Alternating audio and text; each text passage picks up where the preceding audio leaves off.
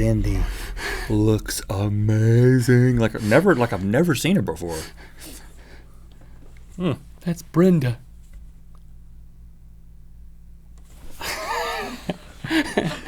All right, short and sweet. That's how I like them. Okay, more. Not much of a punchline with that one. Brenda is the punchline. Okay, I know, but it was kind of expected. Oh, if you had seen my face, you would have thought it was awesome. I know your mouth opened.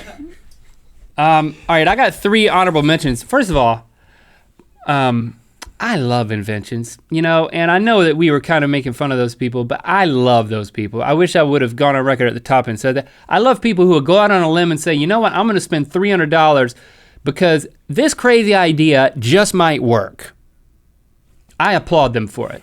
I think as a general principle, we should file a patent monthly. Just all humans should have a monthly patent. You should force yourself like to as do a that. taxpayer, you get one it's just like a stipend. You don't have to pay taxes if you submit a monthly patent. You don't agree? It doesn't seem like it's the best. If you for our did a country. monthly patent, every once in a while you have it a would good clog idea. up. It would clog up the system. It just sounds like job creation to me. I'm going to do it. And I'm going to start with the therapeutic stuffed animal, if it hadn't already been done in 2005. This is basically I love the busty woman diagram here with the dead cat draped around her neck.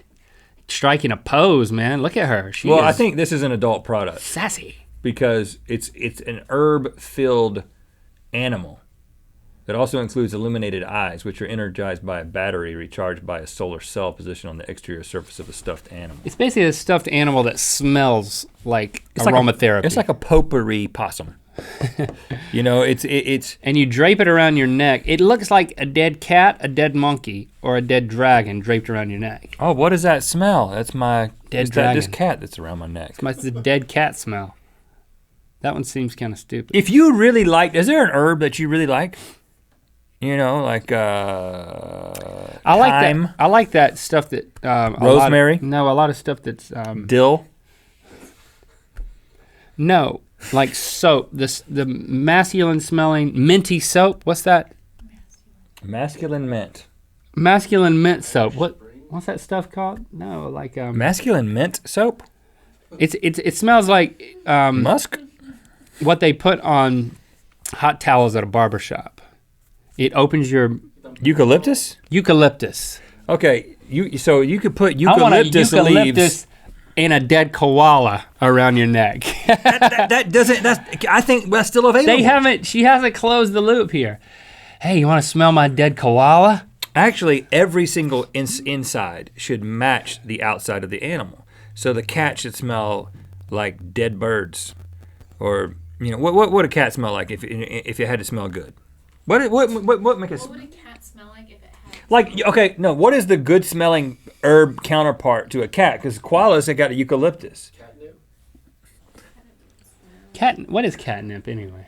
It's something that you don't even know. You put somewhere to get cats to eat it. Dragons would have charcoal in them. It's like a water filtration. Yeah, it's an odor dragon. absorber. Monkeys smell like bananas.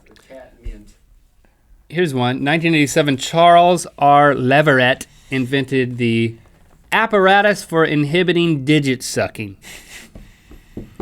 And this is basically an anti-thumb sucking device that's metal. It's a metal bracelet that then connects using metal rebar to your thumb and then wraps around it with multiple rings, which seems a little like overkill.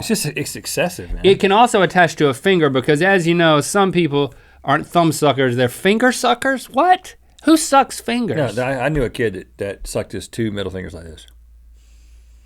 Who? I can't remember him, but I saw him one time.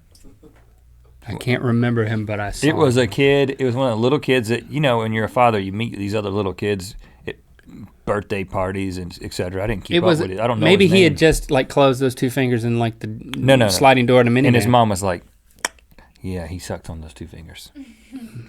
She was like, We need some sort of metal device to put on these two fingers, and maybe he'd stop sucking them. She didn't say that last part.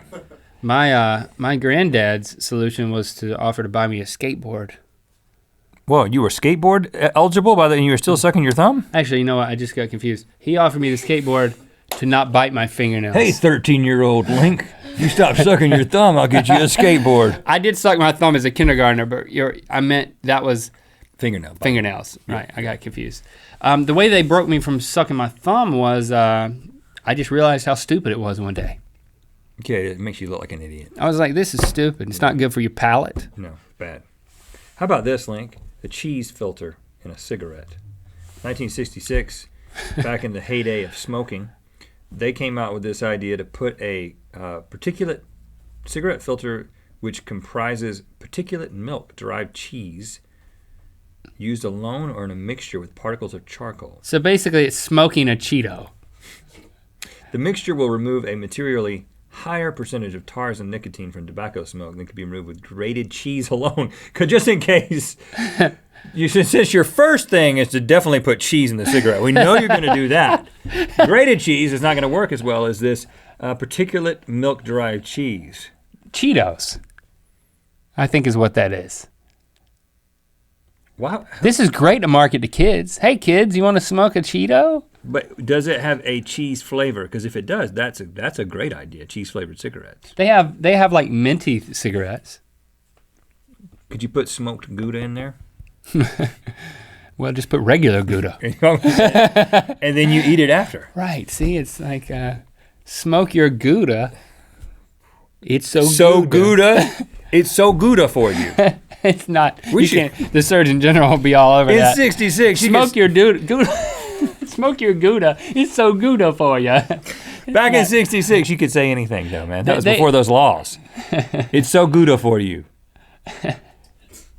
We should go back and be an admin back in the day. We would have sold millions of these things. It reminds me of that show, Shark Tank. Yeah. I want to be on Shark Tank. Well, we got to file a patent monthly, and then we get the best one, and we go on Shark Tank. No, I want to be in the chair. I want to be an investor. With all your resources that you can invest. You and Mark Cuban. Yeah. Yeah. You're like, listen, I'm not going to actually invest anything. I'm just going to comment on everything. Back when I worked at IBM, you talk about filing a patent every year. In the engineering department, on an annual basis, there would be people from my department who would file patents. And IBM, I think... They owned it. But they had some system where you were recognized as having a patent. You got a certificate. And I don't know, I think there was a monetary reward there too. But that was, I remember I would meet engineers and they'd be like, he's got 4 patents here. You know, it was like a social currency. Does that mean coolness. He came up with a patent and we currently use this invention? Or this guy filed 16 patents, but they all sucked. It was a cheese grater cigarette. I don't think IBM would file a patent unless it was something that was more worthwhile. It's like they're not patenting like the butt kicking device, self butt kicker. Therapeutic stuffed animal. Bob, when are you gonna give me something I can work with? Tammy, the mechanical engineer, has got patented the butt cleavage. You should get behind her in the cafeteria line.